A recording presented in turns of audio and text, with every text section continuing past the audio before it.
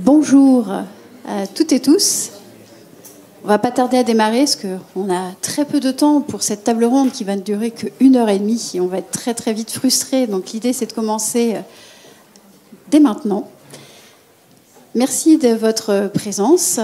Merci pour cette table ronde qui, pour travailler comment les collectivités peuvent soutenir les dynamiques et les synergies territoriales pour développer et accompagner les projets d'habitat participatif. Donc, je vais me présenter. Je suis Hélène Deveau. Je suis accompagnatrice de projets d'habitat participatif sur Rouen et je suis coprésidente de l'association du réseau normand de l'habitat participatif. Et aujourd'hui, ce matin, je serai avec vous pour animer cette table ronde, garder le cadre et essayer d'être gardienne du temps pour être dans les clous et respecter les temps de parole de tout le monde. Je vais juste vous présenter aussi l'équipe parce que cette table ronde a lieu parce qu'on a co-construit ce programme de cette matinée grâce donc à Martin Labrosse qui va se présenter. Il y a Emmanuel ici, Max Descocartier et il y a Marine aussi à l'ordinateur. Voilà, et donc je vais les laisser juste dire qui ils sont. Et donc c'était une belle coproduction entre nous avec différentes structures et partenaires pour faire en sorte que ce moment puisse avoir lieu. Pardon, je vous coupe. Oui, donc bonjour, je me présente, Martin Labrosse. Je suis le coordinateur du réseau national des collectivités pour l'habitat participatif. Donc, qui est un réseau qui rassemble une vingtaine de collectivités en France qui a pour objet de promouvoir l'habitat participatif auprès du grand public, des collectivités, des professionnels. De faire du partage d'expériences également, puisque c'est encore des montages qui sont souvent méconnus et donc pour lesquels les collectivités ont besoin d'échanger sur leurs expériences. Et enfin, pour faire du plaidoyer auprès des institutions nationales et notamment du gouvernement pour faire évoluer certaines réglementations. Donc c'est un travail là qu'on fait en lien beaucoup aussi avec le mouvement associatif, comme l'ensemble du reste de notre travail et cette table ronde qui a été travaillée donc avec le mouvement associatif.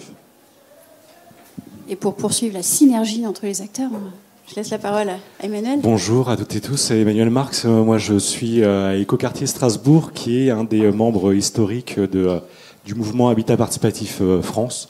Et on a rejoint récemment également le réseau des accompagnateurs de l'habitat participatif. Juste te présenter. Bonjour, du coup moi je suis Marine Guézenec-Ossan, je suis accompagnatrice de projets en Normandie également, également membre de l'asso normande, Habitat Participatif Normand, et j'habite dans un habitat participatif à côté de Caen. Merci. Et donc, on est vernis et chanceuse aujourd'hui parce qu'en fait, pour parler des collectivités et des politiques publiques, on a la chance d'avoir une myriade d'intervenants. Alors, c'est une chance parce qu'on va avoir plein de témoignages. Alors, ça va être aussi une frustration parce que du coup, on ne pourra pas les faire parler très longtemps. Mais du coup, je remercie beaucoup les élus qui sont présents aujourd'hui pour nous témoigner de ce qu'ils font sur leurs différents territoires. On a des techniciens, des techniciennes. Nous avons aussi des acteurs associatifs et donc toutes ces personnes, on vous les présentera par la suite, va nous permettre de découvrir tout ce qui se fait en matière de politique publique en France actuellement, le meilleur, le best-of. Et donc du coup, on va aller dans plein de territoires, donc le territoire rennais, parce qu'on est là aujourd'hui. Donc merci, un grand merci de nous accueillir à Rennes pour ces rencontres. C'est un plaisir de voir ce qui se fait sur le territoire de Strasbourg, le territoire de Lyon, le territoire de Rouen, le territoire de Puy-de-Dôme, de Nantes, et d'autres peut-être qui vous êtes peut-être ici dans l'Assemblée à représenter des collectivités ou des porteurs associatifs ou des territoires. Vous auriez envie de contribuer à partager ce qui se passe chez vous. Donc merci à vous de votre présence. On va essayer de rendre les choses la plus dynamique possible, le plus riche possible. Et donc comme je disais, on est ensemble pour 1h30. C'est un challenge d'essayer de faire parler tout le monde dans ce créneau. Et comment on a organisé notre temps? Il y a un premier temps, c'est Marine qui va parler pour quelques minutes, pour nous faire une toute petite introduction, pour mettre un peu de contexte sur cette table ronde et nous présenter quelques éléments clés de ce qui se fait en matière de politique publique en France et des actions qui sont déjà mises en place. Ensuite, on va passer la parole à nos élus qui pourront témoigner de leur territoire et de leurs envies, de leurs principaux apprentissages des années de travail qu'ils ont déjà engagés. Et un troisième temps, ça sera un temps avec les techniciens, techniciennes et les porteurs associatifs et les acteurs associatifs qui sont avec nous aujourd'hui pour échanger sur ce qu'ils font, eux, de leur rôle en tant qu'acteurs territoriaux des synergies. On a plusieurs objectifs qu'on va essayer de remplir aujourd'hui. Donc l'idée, ça ne va pas être d'être exhaustif quand on va présenter les politiques publiques. Vous vous doutez bien que comme on a plein de partenaires, l'idée, c'est de montrer, de ne pas rentrer dans le détail. On va essayer de parler des meilleures idées, d'être dans un best-of, donc d'essayer de ressortir à la fin de cette heure et demie avec une sorte de best-of de ce qui se fait, de s'inspirer, d'ouvrir les possibles, de montrer la diversité des actions qui sont déjà en cours aujourd'hui, de rencontrer des gens du terrain, et donc rencontrer des gens qui travaillent déjà, qui œuvrent, et donc c'est de les identifier et de faire des partenariats, des synergies, non seulement sur nos territoires, mais aussi à l'échelle de la France. De valoriser nos liens, effectivement. Et donc, en gros, j'aurais tendance à vouloir conclure, ça va être une mise en bouche, et donc qui vous donnera, j'espère, envie d'aller creuser et continuer l'envie de creuser ces thématiques.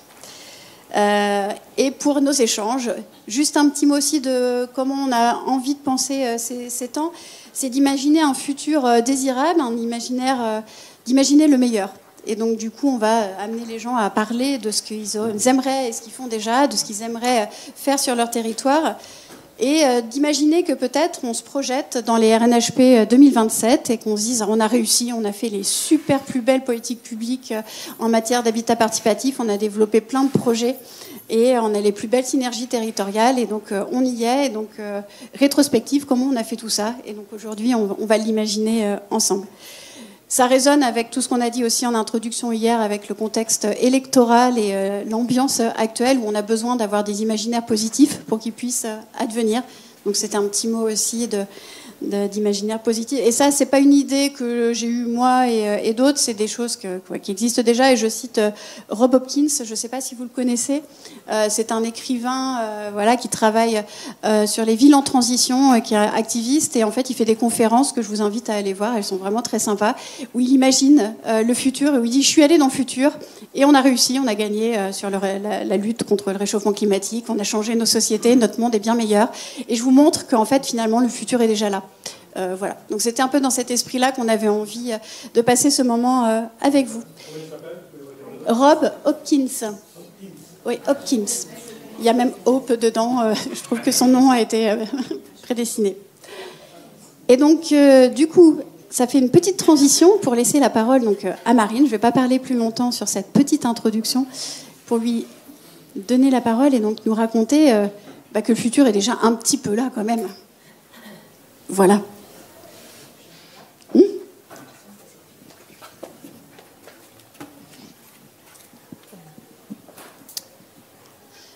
Bonjour à toutes et tous. Alors, ma mission ce matin, c'était de vous dire assez rapidement pourquoi on se retrouve autour de ce sujet. Pour nous, ça partait d'une convergence en fait de nos réflexions à 3 niveaux. D'abord, il y a eu une proposition ou une réflexion qui a été engagée par Écoquartier Strasbourg dans l'idée de dire c'est quoi une dynamique territoriale idéale pour développer l'habitat participatif sur nos territoires. Parallèlement à ça, nous, en Normandie, on a eu une commande qui nous a été passée par la métropole de Rouen d'étudier ce qui s'est passé dans d'autres métropoles de France, à savoir Lille, Strasbourg, Lyon, Nantes et Rennes, d'aller observer quel type de soutien à l'habitat participatif avait pu être mis en place dans ce territoire, les réussites, les points de vigilance pour essayer d'inspirer au mieux la mise en place d'une politique à l'échelle de la métropole rouennaise. Et puis des échanges avec les réseaux nationaux, notamment HPF et le RNCHP, qui étaient à ce moment-là en train de travailler sur le travail de plaidoyer sur les 10 ans de la loi Allure, et se sont dit ce serait drôlement intéressant de partager cette réflexion et de se dire collectivement quels sont les bons ingrédients à mettre en place sur nos territoires, dans toute leur diversité, pour permettre le développement des projets d'habitat participatif. Donc une convergence des intérêts et puis une réflexion autour de comment finalement l'étude que nous on mène peut essaimer et puis permettre à d'autres territoires de s'inspirer.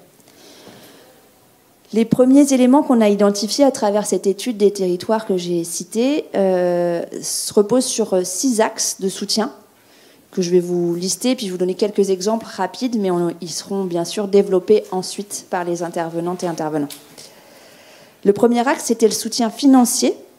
Ce qu'on a pu observer, c'est qu'assez régulièrement, les collectivités soutiennent financièrement l'accompagnement de projets, notamment lorsqu'il y a du logement locatif social dans les projets. On a aussi pu observer des expériences de minoration foncière ou de garantie d'emprunt assumées par les collectivités. Et puis, de façon plus exceptionnelle, le recours à des aides du droit commun qui est ouvert à des projets de l'habitat participatif, par exemple de l'aide aux travaux ou des dispositifs de soutien à l'accession immobilière. Le second volet est le soutien technique. Donc, il y a un appui technique qui est répandu dans tous les territoires, qui est celui de mettre à disposition du temps de travail d'un agent ou d'une agente de la collectivité pour appuyer le développement de ces projets sur le territoire.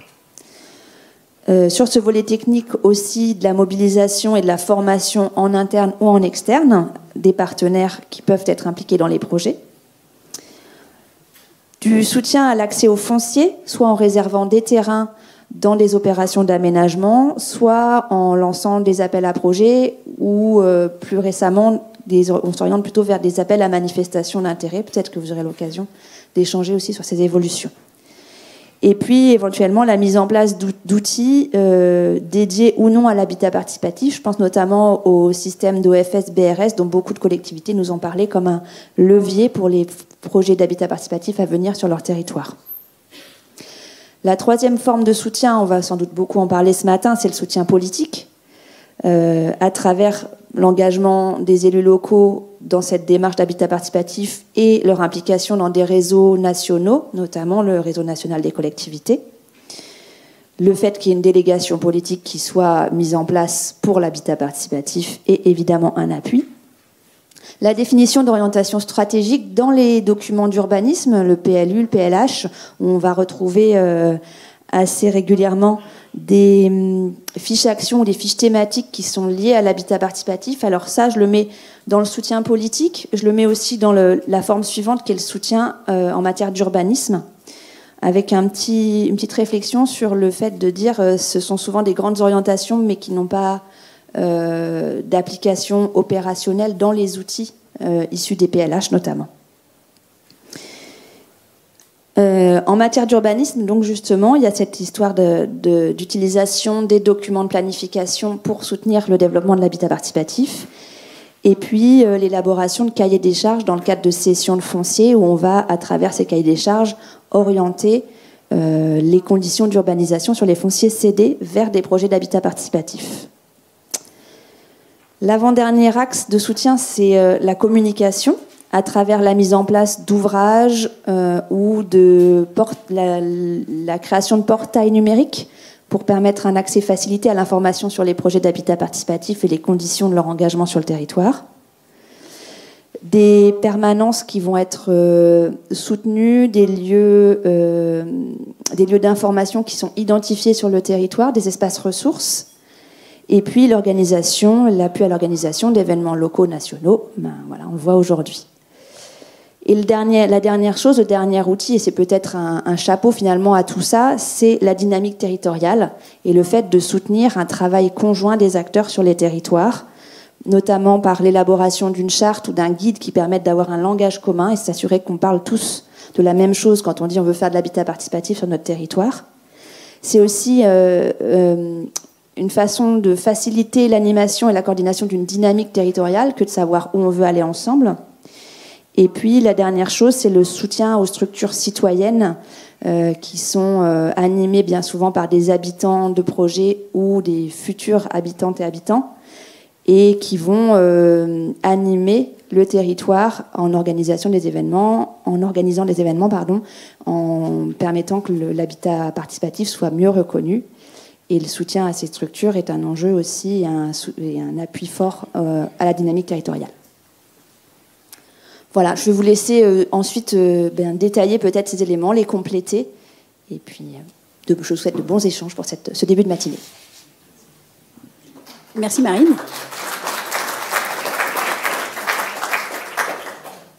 après cette petite introduction, on va laisser la parole à nos élus. Et donc, pour commencer, honneur au territoire rennais. Et donc, j'invite Mathieu Jeanbrun à nous rejoindre. Vous pouvez aussi nous rejoindre les autres, Monsieur Renaud Père et Monsieur Alain Glund, pour pouvoir échanger, nous expliquer ce qui se passe chez vous, vos apprentissages. Alors, je ne sais pas, peu importe, comme vous préférez, sur les micros. Territoire Écurne. Merci, Monsieur le Président. Bonjour à tous, merci d'être présents, d'être présentes. On fait question, du coup, c'est ça, c'est de dire. Oui, c'est qu'est-ce que vous avez mis en place? Quels sont les meilleurs apprentissages depuis toutes ces années où vous travaillez sur la thématique? Et juste repréciser effectivement que vous êtes conseiller municipal donc à la ville de Rennes, ouais. Et vous êtes conseiller métropolitain à Rennes Métropole en charge de l'habitat participatif, ouais, et du entre autres. Ouais, c'est ça. Mais il y a une histoire assez forte sur notre territoire sur la question de l'habitat participatif. Déjà parce que dans les années 80, on voit notre premier habitat participatif sortir avec toute la complexité que ça pouvait donner. Et puis le point commun de... Alors, ça va paraître très humble ce que je vais te dire, mais le point commun qui vient peut-être se construire, en tout cas à partir de 2020, donc ma rentrée en mandat, c'est qu'avant, on n'avait pas de capitalisation sur l'histoire de comment on a fabriqué les habitats participatifs à Rennes. C'était un peu très individuel. C'est-à-dire qu'en fonction des différents groupes et de qui rencontrait à la mairie, en fait, on avait des possibilités assez différentes de pouvoir le fabriquer. Et donc, du coup, ce qu'on a essayé de faire depuis 2020, c'est d'abord de dire, quels que soient les groupes qui viennent, ils vont avoir le droit à la même chose, en fonction de leur projet, bien sûr, mais en tout cas de mettre un peu d'objectivation à ce qui se passe dans les groupes et de leur donner cette possibilité de rentrer par la même porte, d'avoir les mêmes choses et puis de pouvoir investir l'habitat participatif. Donc il a fallu déterrer un peu toute l'histoire qu'on avait depuis les années 80, la mettre sur la table et puis de pouvoir la raconter et puis de faire en sorte qu'elle puisse être trouvée par les différents groupes. Donc ça, c'était important. Ensuite, on s'est dit que par nécessité, donc... c'était l'idée de construire ensemble une facilitation à l'accès à l'habitat participatif au travers d'outils. Donc on a fabriqué une boîte à outils avec EPOC et je les remercie, en lien avec l'ensemble des groupes d'habitants évidemment, Parasol et puis notre collectivité. Et ça c'était important parce qu'en fait c'est jamais facile de faire groupe et de faire collectif dans un habitat participatif. Et donc du coup c'est de donner les outils et les méthodes pour réfléchir à ce qu'est le groupe et surtout expliquer ce que fait la collectivité et comment fonctionne une collectivité au travers de la complexité qu'est le PLUI, qu'est le PLH, et de donner les infos pour dire voilà comment ça marche et voilà à quoi vous avez le droit. Ensuite, je le rappelle, et c'est vraiment très important de le dire, sur la métropole, on a une politique de logement pour tous. Donc tous les produits du logement doivent pouvoir rentrer dans l'habitat participatif. Donc c'est à ce titre-là qu'on aide les groupes, comme on pourrait aider et faire en sorte que n'importe quel projet immobilier puisse sortir. Et donc ça, c'est vraiment important, ce qui n'était pas le cas avant. C'est-à-dire que l'accès, par exemple, l'achat social, n'était pas présent dans l'habitat participatif. C'est aussi ça qu'on a mis en place. Et on va continuer à ouvrir, j'en parlais tout à l'heure, teasing pour la table ronde d'après. Évidemment, on a d'autres choses qu'on souhaite développer, qu'on souhaite mettre en place pour démocratiser d'autant plus l'habitat participatif. Et évidemment, parce que ma collègue du département m'en voudrait, Emmanuel Rousset, on accompagne aussi les porteurs de projets à la maîtrise d'usage pour faire en sorte d'accompagner les groupes. Donc ça, c'est vraiment important parce que moi, je considère que si on n'accompagne pas les groupes, au final... on n'arrive pas à aller des fois au bout du projet, et donc du coup c'est une vraie nécessité. Et donc le département offre une aide par exemple à EPOC, parce que ça a été le cas, pour développer la maîtrise d'usage auprès des Juste repréciser EPOC pour celles et ceux qui ne sont pas rennais peut-être. Qui ne connaît pas EPOC, même nationalement. Et donc EPOC, association qui aide à la formation, à la maîtrise d'usage sur les questions d'habitat participatif. ça fait partie des assos locales qu'on a et Ouais. qu'il y a des homologues partout en France et ça fait partie des synergies effectivement qui sont mises en place. Et on a vraiment besoin, et je mets un point d'alerte parce que je vois les copains qui sont salariés de ces SIC, de ces assos qui sont en très grande difficulté en ce moment. Et donc c'est aussi notre bataille à nous élus de pouvoir les aider là-dessus. Parce qu'on a vraiment besoin de ce lien, on a vraiment besoin de ce maillon dans la chaîne, et je vois partout les grandes difficultés qui s'annoncent pour nos collègues, et ça c'est un vrai danger en fait. Voilà. Merci de le rappeler. Merci à toi. Et donc, du coup, est-ce qu'il y a un retour d'expérience de ce que donc vous avez parlé de la boîte à outils, peut-être quelques mots de qu'est-ce qu'il y a dans cette boîte à outils? Alors si j'avais été malin, je serais venu avec, mais pour le coup c'est pas le Juste cas. aussi, il y a plein de documents de Rennes Métropole qui sont mis en place en bas au stand, donc n'hésitez pas à y passer pour récupérer les documents. Merci Hélène, parce qu'effectivement elle est là-bas. Donc dans la boîte à outils, on a voulu parler à tout le monde. C'est-à-dire qu'on a voulu parler autant aux acteurs de la construction, parce que c'était un enjeu de leur expliquer ce qu'était l'habitat participatif et leur expliquer que c'est pas un truc plus compliqué qu'une opération classique à sortir, et que ça demandait pas plus de temps et que ça demandait pas plus d'énergie parfois que certaines opérations. Mais pour le coup, donc on a voulu déjà expliquer ce qu'était l'habitat participatif. On a souhaité, au travers de ça, pouvoir démontrer la sociologie des futurs habitants, parce qu'on nous dit souvent que c'est un truc de bobo et que, en réalité, pas tellement, et qu'il a fallu pouvoir expliquer ça. Donc, on a été accompagné par Mana, qui est un groupe de sociologues et qui ont permis aussi de pouvoir montrer en fait qui étaient les gens de l'habitat participatif. Et puis, le côté intéressant, c'était de pouvoir dire voilà quel profil on a et voilà ce qui les intéresse le plus en fonction de leur personnalité, de leur personnalité. Et ça nous éclaire aussi sur, dans le groupe, qui est qui, comment fonctionne, alors pas qui est qui individuellement, mais plutôt sociologiquement. Et donc du coup, de pouvoir ajuster la compréhension du groupe et pouvoir identifier qui fait quoi.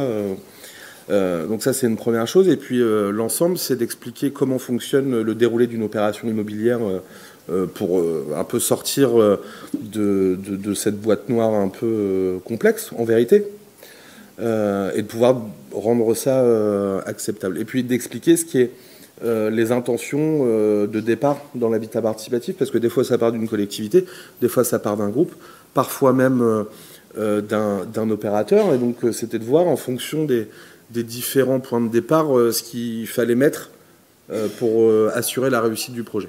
Et donc ensuite, on donne des outils aussi au groupe dans les différentes réunions et des tips pour dire pensez à ça, ça peut être intéressant. Exemple concret que parfois, qui fait glisser certains groupes parfois, c'est que on explique aussi qu'en sortie de réunion, il faut faire un compte-rendu. Ça paraît tout simple, c'est anecdotique pour certaines dans la salle, mais c'est pas si évident que ça parfois. Et il y a plein de conseils de ce genre-là qui sont plutôt le bienvenu dans la construction d'un groupe sur ce quoi il faut faire attention, parce que l'habitat participatif, encore une fois, c'est pas juste le fait de construire, c'est d'abord de vivre ensemble et de vivre un groupe social fort. Mais ça passe par certains conseils et méthodes. Merci. Est-ce qu'on va du côté de Lyon? Et donc, avec grand plaisir. Et donc, nous accueillons Renaud Père, qui est vice-président de la métropole de Lyon. Merci. Et donc, même question. Merci beaucoup. Oui, il marche? Oui. Bon, d'abord, je suis extrêmement heureux d'être parmi vous. Le calendrier est quand même assez tendu en ce moment, mais c'était important qu'on puisse aussi se retrouver et qu'on puisse effectivement avoir ce moment où on échange sur nos pratiques, sur nos politiques en matière d'habitat participatif et coopératif. Dire quelques mots quand même. Alors je vais pas, je le ferai si j'étais devant un public de Lyonnais, mais là je vais pas le faire. Mais quand même, je vais pointer 2-3 choses. De fait, à Lyon, il y a eu quand même, il y a une histoire. L'histoire, elle est celle d'abord du mouvement coopératif, et notamment qui a marqué ce territoire dès le 19e siècle, et donc il y a quand même cette antériorité. Il y a des expériences.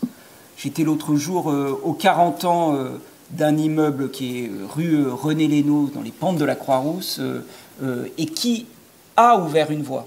et qui a montré que ça pouvait marcher. Et donc c'était important. Alors bien sûr, le contexte des pentes de la Croix-Rousse n'est pas celui d'aujourd'hui, c'est-à-dire que ça n'était pas un quartier gentrifié, même si finalement ce type d'habitat contribuait à une première forme de gentrification, mais je ne rentre pas trop sur les effets pervers que nous pouvons avoir dans nos propres politiques. Et là, en l'occurrence, ça n'était pas une politique, c'était bien une initiative habitante. Et puis, il y a bien sûr Abicop, qui est un réseau né à Lyon. Il y a des expériences qui ont précédé la loi Allure. Je pense au village vertical, que peut-être vous aviez, certains d'entre vous, visité au moment de nos rencontres à Lyon, il y a 3 ans. Le temps passe vite. Bon, tout ça, je le pose comme un élément parce qu'il y a, comment dire, une forme de terreau. Bon.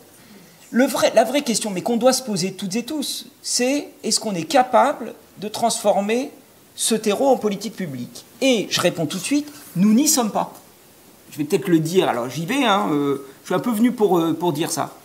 Quand je dis nous n'y sommes pas, bien sûr, de ce côté évidemment, je suis admiratif de ce qui se fait sur les autres territoires, mais ce que je veux dire par là, c'est pas que du côté du politique. Si nous n'y sommes pas, c'est peut-être qu'il faut aussi qu'on passe à une nouvelle étape ensemble. Moi, ça m'intéresse, évidemment, j'en fais pas, je l'avais dit au moment des rencontres, et ça n'a pas changé depuis 2021, je le dis quand même, parce que ce serait inquiétant que ça ait changé. Nous cherchons à utiliser tous les leviers pour lutter contre la spéculation. Nous sommes extrêmement investis dans la recherche et le développement d'une 3e voie du logement. C'est vrai, avec une voie qui est plus massifiée, qui est le bail réel solidaire, mais qui a pris toute sa place sur le territoire de Lyon, mais il n'épuise pas tout, donc il faut absolument développer aussi d'autres pistes. Bon, bref, donc il n'y a aucun doute dans la volonté politique. Le vrai problème, c'est qu'aujourd'hui, comment on fait?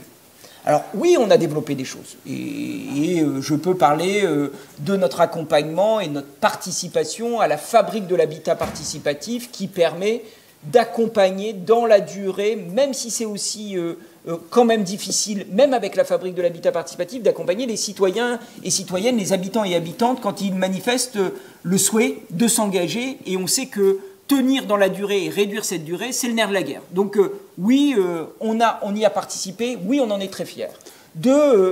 Pardon, juste je vous en prie. La fabrique, est-ce que vous venez nous dire qu'est-ce que c'est concrètement? C'est ce que je viens quasiment de dire. C'est une association qui regroupe plusieurs... C'est une forme associative qui permet précisément d'informer, de coaliser, allez, je le dis comme ça, je ne sais pas si ce seraient les termes utilisés par la fabrique, mais de fait, c'est que le groupe prenne et tienne, et bien sûr participe au plaidoyer pour essayer de rechercher des formes de financement, des formes d'aboutissement et d'atterrissage. Donc très heureux qu'il y ait la fabrique, puisqu'on l'a voulu, donc il n'y a aucun doute là-dessus. Oui, on avance dans nos ZAC métropolitaines en disant dans chaque ZAC, il faut qu'il y ait un projet.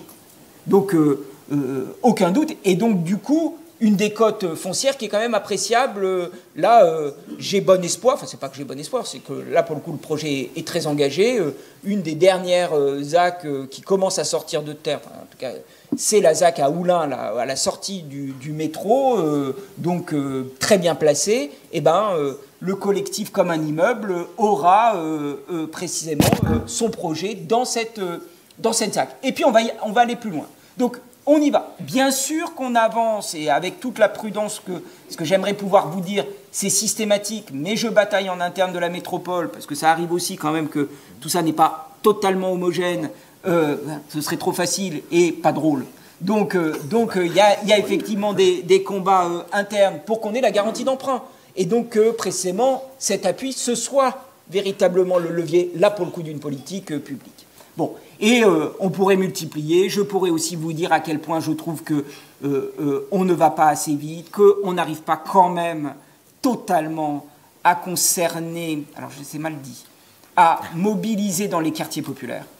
Voilà, et que c'est pour... Enfin, je me souviens que je l'avais dit à Lyon, que c'était pour nous un objectif, et que à la Duchère, le fait même qu'il n'y ait pas eu de collectif, qu'on essaye quand même de développer un projet mais c'est quand même compliqué. À Saint-Fond, pour prendre 2 quartiers populaires où ça n'avance pas, voilà, c'est plus compliqué. Donc du coup, on le retarde dans les projets. Donc on le garde, hein. On se dit, on garde quand même un lot qui sera dédié à l'habitat participatif, mais c'est dur. Donc oui, aussi, je pourrais vous dire qu'on n'est pas non plus maximaliste, que j'avais lancé un livre blanc de l'habitat pour mieux vivre dans son logement en 2021 et qu'une des préconisations, c'est de mettre une dose de participatif dans n'importe quelle livraison neuve, notamment dans les ZAC, et de se dire, désormais, quand on programme un lot, on se dit, tiens, il y a la pièce qui manque, la pièce participative ou mise en commun pour le parent qui vient de loin, etc. Bon, peu importe, tout ce que vous connaissez très très bien, mais qu'on pourrait même faire entrer quasiment, allez, je le dis, dans le droit commun. 3 quand même éléments qui nous manquent aujourd'hui pour en faire une politique publique. Et c'est ça que je voulais quand même venir dire. Des éléments que j'espère bien on va aussi porter avec les réseaux nationaux. Donc, 1, plaider auprès de l'ANA. Oui, il faut absolument que les aides ANA puissent bénéficier aux coopératives d'habitants. Donc ça, il faut qu'on soit aligné parce qu'on aura quand même un levier. Et ça veut dire très clairement qu'en fait, dans l'existant, c'est aussi un élément qu'on pourra... c'est bien probablement là, j'en parlerai dans une autre table ronde, un vivier pour le développement des nouvelles formes d'habitat, des formes d'habitat que nous défendons. Deuxième élément, la TVA réduite. Alors là, déjà, on passe à un obstacle encore plus important. Parce qu'on s'attaque plutôt... à la citadelle Bercy, donc il va falloir qu'on y aille. Bon, tout va bien, de toute façon, on a un gouvernement dans quelques jours, tout ça, on est dans un contexte politique fluide, ça fait 7 ans qu'on a des ministres du logement hyper offensifs et qui nous attendent. Donc, j'ai aucun problème, donc tout ça, il n'y a plus qu'à cocher cette case. Et puis... Juste la TVA réduite sur quels aspects, du coup? Parce qu'hier, on parlait de la TVA réduite pour les écomatériaux, biosourcés, réemploi. Est-ce que vous parlez d'autres...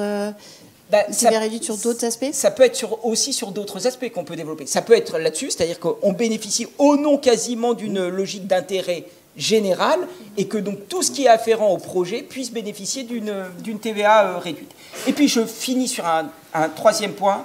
Et là, je pense qu'il est finalement, paradoxalement, moins difficile que le 2e, c'est les banques. Moi, j'ai assisté, mais pour le coup, à l'initiative de différents réseaux à Lyon, nous avons réuni les banques à la métropole de Lyon, donc dans une réunion. Bon, on comprend que des prêts accordés aux coopératives, ça n'est quasiment jamais le cas où c'est extrêmement complexe. Ou alors on les compte sur 1 ou 2 doigts, quasiment le nombre de banques qui veulent bien y aller. Donc là, il faut qu'on fasse ce bloc. Ça me rappelle, parce qu'il se trouve que je préside le réseau des OFS et Foncier Solidaire France, et on a ce combat aussi, hein, parce que bon, c'est aussi un combat qu'il faut mener. Mais il est quand même un peu plus avancé du côté du BRS, ou en tout cas sur certains territoires. Hein. Malheureusement, ça n'est pas sur l'ensemble du territoire national. Mais là, il faut qu'on y aille.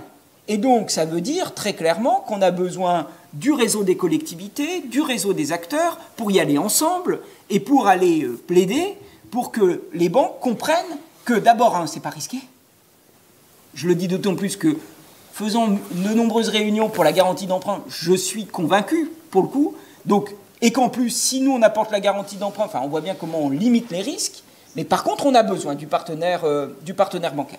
Et puis enfin, mais ça c'était les 3 points principaux, c'est ça qui en fera une politique publique, c'est là qu'on pourra se dire, en fait c'est extrêmement important, 4e niveau, il faut que tous les citoyens et citoyennes soient informés.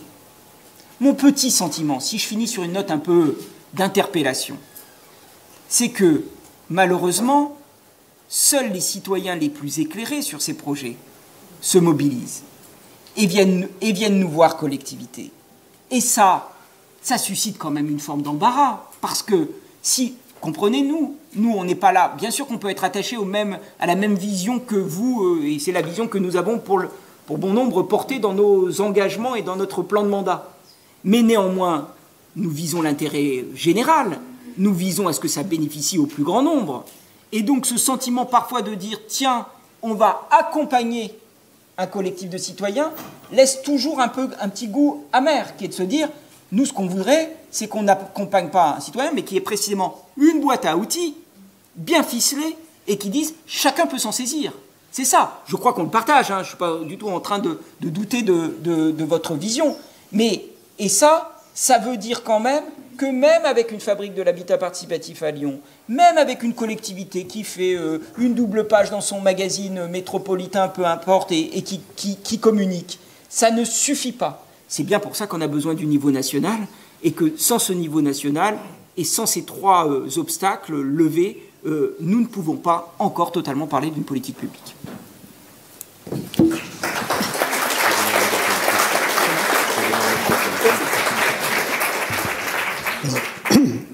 Je partage assez les propos de Renaud Père avec, je dirais, une petite nuance.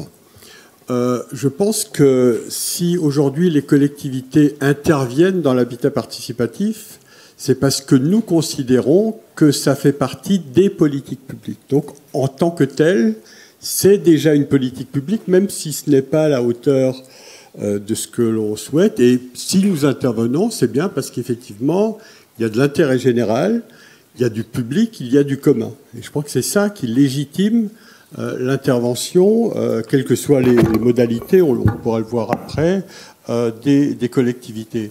Ça fait une quinzaine d'années que sur Strasbourg, on est dans ce travail de coopération, notamment avec Écoquartier Strasbourg. Alors Emmanuel Marx, qui est là, si je dis trop de bêtises, il va me le rappeler. Et c'est tout à fait normal. Donc ça fait 15 ans qu'on travaille sur ce sujet-là en tant que politique publique. Je dis bien en tant que politique publique, avec des hauts et des bas, en fonction de la mobilisation de mes collègues, en fonction de la mobilisation citoyenne, en fonction des politiques publiques nationales, autour de 5 ou 6 axes qui semblent importants pour avancer. Le premier qui est indispensable, et on le voit au niveau du réseau des collectivités, c'est la volonté politique de la collectivité, donc le signal politique qu'elle envoie.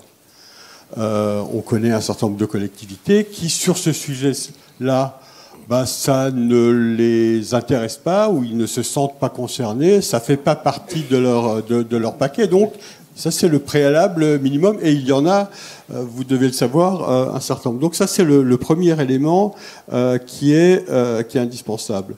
Le deuxième élément, je dis bien en tant que collectivité, c'est de ne pas faire à la place des acteurs et de ne pas faire à la place des citoyens. Parce qu'on peut très bien, dans l'enthousiasme qui est le nôtre, qui est de dire on va tout faire du sol au plafond, on va essayer de libérer tous les fonciers possibles, d'organiser les citoyens, etc. Non. Je crois qu'il faut que chacun puisse développer la dynamique qui est la sienne, prendre les responsabilités qui sont les siennes, même si c'est parfois chahuté, parce qu'on n'est pas toujours tout à fait sur la longueur d'onde. Mais ne faisons pas, nous, collectivités, à la place d'eux. Le troisième élément important pour avancer, c'est effectivement d'animer un terreau. Quand je parle de terreau, ça veut dire des réseaux citoyens, ça veut dire des bailleurs sociaux, ça veut dire des aménageurs, ça veut dire des professionnels, ça veut dire des notaires, ça veut dire des banquiers, c'est-à-dire d'essayer que tout le terreau... moi, j'ai toujours souvenir d'avoir vu les premiers notaires qui s'attaquaient à l'habitat participatif. On ne parlait pas la même langue. Hein. C'était deux sphères complètement différentes. Et puis, à un moment, il y a eu une forme de capillarité qui était, on y rentrait. Donc, je crois que c'est ça aussi.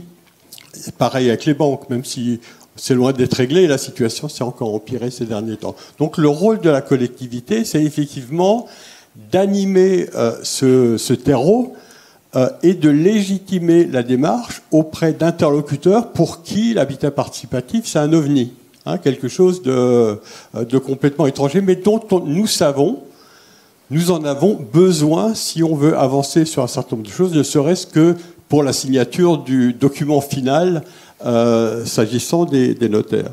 Le quatrième élément qui est important, en tout cas c'est le cas à la fois à Lyon et à Rennes, c'est de soutenir le réseau citoyen. Donc effectivement, sous des appellations très différentes. Donc nous, on travaille principalement avec Écoquartier Strasbourg parce que, je dirais, c'est une dynamique d'habitants, de citoyens, qui a cette fonction d'informer, qui a cette fonction d'animer des groupes, de monter des groupes, de faire un peu ce travail de réseautage, de mobilisation que nous n'avons pas le droit de faire ou que nous ne pouvons pas faire, et je crois que ce n'est pas notre boulot de le faire. Et donc ce travail, il ne peut se faire qu'à travers des mobilisations citoyennes, mais la collectivité de les soutenir, pas toujours à la hauteur de ce qu'elles attendent, mais en tout cas de les soutenir. Le cinquième élément important, de plus en plus, alors je prends aussi la vision que je peux avoir sur 15 ans d'itinérance sur ce sujet, c'est naturellement la question du foncier. C'est quand même, notamment en milieu urbain, c'est comme l'élément essentiel, et on l'a vu hier qu'en milieu, alors quelle que soit l'appellation, en milieu rural, c'est un peu plus facile ou en tout cas moins compliqué. Donc c'est de travailler avec nos aménageurs, avec nos politiques foncières, etc., sur le foncier, y compris sur l'habitat ancien à réhabiliter, parce qu'effectivement, je crois qu'il faut aussi, nous on n'a pas suffisamment avancé sur ce sujet, et je crois que c'est important. Donc c'est ce travail sur le foncier, sur lequel il faut interpeller les collectivités, parce qu'on ne pourra pas, quand je dis on, nous, vous, peu importe, on ne pourra pas beaucoup avancer s'il n'y a pas des perspectives de foncier. Ce qui ne veut pas dire qu'il faut donner le foncier, mais en tout cas il faut libérer du foncier permettant de mettre en œuvre un certain nombre de projets. Et dernière chose, et je m'arrêterai là après, c'est aussi d'avancer sur la diversité des modes de faire. C'est ce que tu disais, si on veut que l'habitat participatif soit ouvert pour le plus grand nombre, je crois qu'il y a les coopératives, il y a le locatif social, il y a l'accession à la propriété, il y a même, nous on a un certain nombre de petits promoteurs immobiliers qui travaillent dans ce domaine-là. Donc il faut qu'on ouvre les choses pour que le processus puisse être, je dirais, intégré par le plus grand nombre. Parce qu'il y a des personnes qui sont prêtes à sacrifier une soirée par semaine pendant 3 ans, 4 ans, 5 ans, 6 ans. Il y en a d'autres qui ne le sont pas. Pour des raisons personnelles, pour des raisons de disponibilité, pour des raisons, je ne veux pas dire de paresse intellectuelle, mais en tout cas pour des raisons de priorité, y compris personnelles. Et donc, si on veut avancer, il faut qu'il y ait toute cette diversité de typologie d'habitat participatif. Et ça, c'est aussi aux collectivités d'y veiller, parce que c'est aussi ça qui va permettre progressivement de décoller un peu de quelques projets à quelques dizaines de projets. Je crois qu'on est actuellement sur Strasbourg à une quarantaine dans ces eaux-là, dont la moitié qui sont habités. Mais c'est vraiment dans toute cette diversité, parce que c'est la diversité qui va permettre effectivement de franchir le cap et de parler effectivement de politique publique et de voir comment la responsabilité des collectivités peut s'intégrer sans se substituer à ce que font les citoyens et les organisations de citoyens.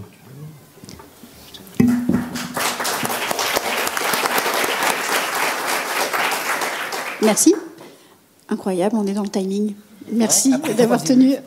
Super. Pour 3 élus, c'est extraordinaire. 3 élus, voilà, je salue.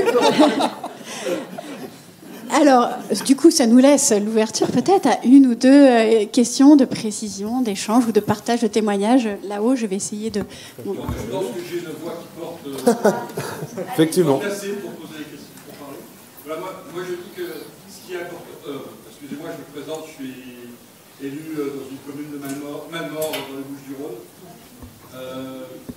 Je pense que ce qui est très important, surtout pour les petites communes, parce que nous, on n'a pas la même politique de ville que les grandes communes, la temporalité, c'est-à-dire que si on veut qu'un projet sorte, on a bien entendu que ça faisait 5 ans, il faut au moins 5 ans pour que ça sorte, nous ça a mis 17 ans, il y a le Covid au milieu, mais 5 ans, si on veut que ça sorte, si on ne va pas avoir le maire au début de son mandat et qui rentre dans le projet. Alors, en ce moment, ça ne sert à rien de lancer une consultation, parce que il va y avoir des élections dans 2 ans. Je connais plein de projets qui étaient bien portés, qui étaient bien... Le maire a changé et le projet a capoté complètement. Donc la temporalité dans le... La temporalité, et donc du coup, si on renverse la question, qu'est-ce qu'il faudrait faire pour quand même démarrer un projet, même s'il y a des élections municipales dans 1 an ou dans 2 ans? Qu'est-ce qui pourrait garantir la pérennité? Je vais juste répondre par rapport à ça. Quand je parlais avant de la diversité des modèles, je pense qu'il y a le modèle à 7 ans, c'est le septennat, je pourrais aller vite. Il peut y avoir le modèle à 5 ans, c'est le quinquennat. Mais il peut aussi y avoir des modes de faire qui permettent d'avancer en 2 ou 3 ans. Je crois que si on travaille avec les bailleurs sur l'accession sociale à la propriété, c'est pas 7 ans. On est plutôt sur 2 ans. Si on travaille comme on le fait avec, alors on n'est pas dans les fondamentaux toujours de l'habitat participatif, avec un certain nombre de promoteurs. En tout cas, nous on en a un sous la main, etc. Mais effectivement, on est aussi plutôt sur 2 ou 3 ans. Donc, je pense qu'il faut vraiment qu'on intègre cette diversité des modes de faire, parce qu'effectivement, se dire c'est 7 ans, je trouve que on désespère. Non, mais c'est vrai, c'est une temporalité qui, humainement, est extrêmement compliquée et qui ne va être réservée qu'aux militants les plus chevronnés. Et je pense que c'est vrai, il en faut, mais ce n'est pas ça qui va, je dirais, développer notre projet global. Dans les petites communes, quand même, le maire, s'il veut porter ce projet, il a déjà une équipe à convaincre. Et sans cette équipe, il n'avancera pas non plus. Et moi, en ayant vécu, nous on a commencé en 2014, ça vient d'équilibrer, donc on a mis le temps qu'il fallait, on se voit qu'on a eu 2 mandats. Mais... C'est un argument. Ouais, je ne l'avais pas cet argument, c'est pas mal. C'est réalisons les élus. Je m'adresse aux Lyonnais ici. Hélène, ça va si je fais une réponse aussi Une réponse rapide, oui, bien sûr. Ah oui, toujours. 50. T'as dit le mot magique, c'est qu'on avait le temps, donc du coup je vais le prendre. Faut pas dire ça. Juste pour dire, ce qu'il faut quand même percevoir dans votre question, c'est surtout que si on inscrit durablement l'habitat participatif comme du logement classique, on reviendra pas dessus. Donc en fait, peu importe le maire, peu importe l'élu, si on arrive demain à avoir une politique du logement, comme le disait Renaud, déjà c'est un challenge en soi, mais l'habitat participatif, demain il faut le considérer, et même aujourd'hui il faut le considérer comme n'importe quel outil du logement en fait, en réalité. Et donc du coup, si on veut le développer réellement jusqu'au bout, on se posera, ou alors en tout cas il faut arrêter de se poser la question, comme on arrête de se poser la question sur le logement social par exemple, ou d'autres produits. Même si sur certains territoires le logement social est remis en question par certains élus, mais en tout cas si on l'inscrit durablement, on se posera plus la question effectivement, et du coup on fera de l'habitat participatif comme on change de chaussettes, peut-être. Alors on va prendre juste une dernière question et après on va passer à la suite. Vous aurez le temps d'en reposer par la suite. Alors du coup, qui avait levé la main en premier? Je vois quelqu'un qui insiste vraiment derrière. Désolée. Mais notez-la. Vous avez prévenu la frustration de ne pas pouvoir tous parler. Bonjour, je vais être très rapide. Fabienne Trivellato, retraitée, simple citoyenne de Toulouse, en projet avec un groupe d'amis pour un habitat participatif, évidemment senior, mais ouvert peut-être, c'est encore une question multigénérationnelle. Messieurs les élus, merci pour votre intervention. Depuis hier, je note qu'il y a, me semble-t-il, une très grande mobilisation, on va dire plutôt dans le nord de la France. Est-ce qu'au titre du réseau national des collectivités pour l'habitat participatif, est-ce que vous avez des contacts, par exemple, avec d'autres collectivités territoriales, type Conseil régional ou Métropole de Toulouse? Merci. Alors, il y a eu un moment d'ailleurs, il fut un temps, mais c'est vrai que ça date déjà, la Métropole de Toulouse était adhérente du réseau. Mais il y a au-dessus il y a le plus au sud ici, c'est Renault, c'est à Lyon. Mais il y a aussi Bordeaux, il y a Montpellier.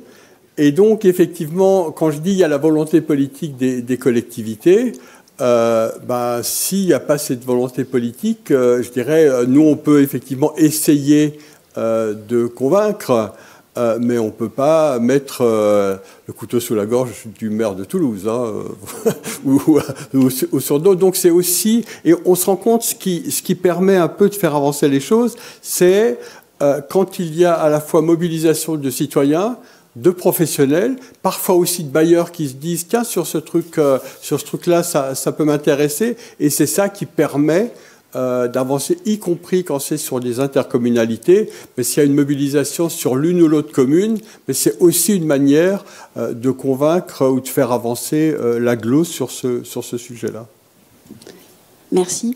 Alors désolé, on va arrêter les questions tout de suite, on va passer à la suite, mais vous aurez l'occasion de prendre la parole après. Et donc, merci à vous d'avoir participé. On va passer à l'étape suivante, et donc on va inviter les prochains intervenantes et intervenants à rejoindre l'estrade. Et donc du coup, peut-être, Martin, de passer la petite slide, c'est parfait. Et donc on va aller dans les territoires lyonnais, de Nantes, de Rouen, puis de Dôme et de Strasbourg, pour aller trouver plus concrètement comment finalement on crée. Je vous invite à partir, parce que en fait, restez avec nous. Cassez-vous les élus, cassez-vous. À la manière dont vous avez dit merci, j'ai compris qu'effectivement il fallait partir. En fait, comme on est nombreux, des élus lyonnais, quoi. On va se resserrer effectivement pour qu'il y ait de la place pour tout le monde. Et donc d'aller creuser un peu sur les territoires avec les techniciens et porteurs associatifs. Asseyez-vous. Non, je ne fais que passer. D'aller voir comment cette synergie se met concrètement en place sur nos territoires, de ce qui se fait déjà. Voilà.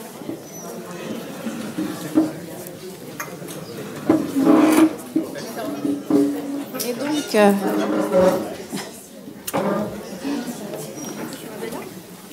mettre sur le côté ici. Donc, et si c'était possible, et si c'était déjà là, un petit peu. Même si on attend cette politique du logement au niveau national et des TVA réduites, etc. Qui a envie de commencer?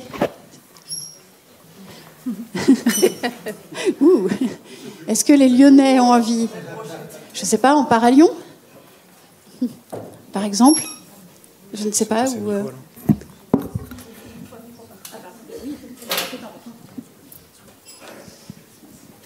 Alors, bonjour à toutes et à tous. Vous voulez qu'on commence par... Vos meilleures idées que vous avez mis en place sur le territoire. Il y a déjà beaucoup de choses qui ont été dites, c'est pas facile. J'ai eu la pression en plus, donc, que tout reposait sur moi. Non, je pense qu'on a essayé de... Effectivement, il y avait déjà le terreau qui existait. On a essayé de mettre en place des choses parce que la création de la fabrique de l'habitat participatif, c'était l'idée quand même de se dire on est nous collectivités avec les acteurs professionnels et les acteurs associatifs à vouloir collectivement qu'il y ait des projets qui se développent et qui se montent sur le territoire et travaillons ensemble. Pour nous, la fabrique, c'était aussi la porte d'entrée pour le territoire en disant on ne veut pas forcément, comme d'autres territoires l'ont fait, lancer des appels à manifestation d'intérêt ou des appels à projets. On passe par la fabrique, charge à elle de monter un collectif et ensuite de trouver les habitants et que eux décident de leur forme juridique. Parce que c'est vrai que nous, on est beaucoup attachés, comme le disait Monsieur Père, à la non-spéculation, vu les prix de l'immobilier sur notre territoire. Donc la coopérative d'habitants vient assez naturellement pour ces aspects-là, mais on laisse aussi aux habitants le soin de décider leur modèle. Et on a voulu le travailler comme ça et que la fabrique contribue à construire les collectifs.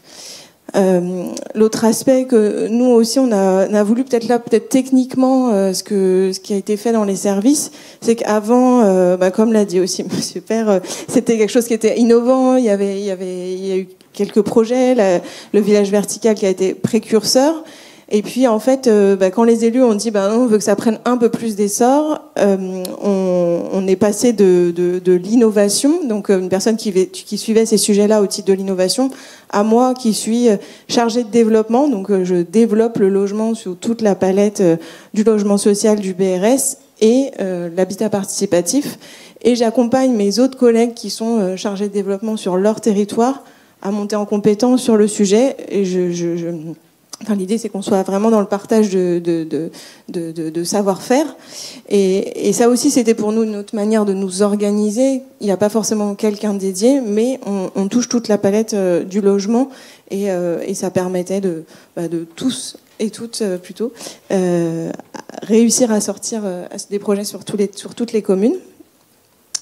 Et puis après, je dirais que on a vraiment essayé. Aujourd'hui, on a plusieurs fonciers qui sont dans des ZAC qui sont importantes dans Lyon, qui sont un peu les derniers fonciers qui vont rester sur notre métropole, parce que avec le ZAN qui arrive et puis tout le foncier va être consommé.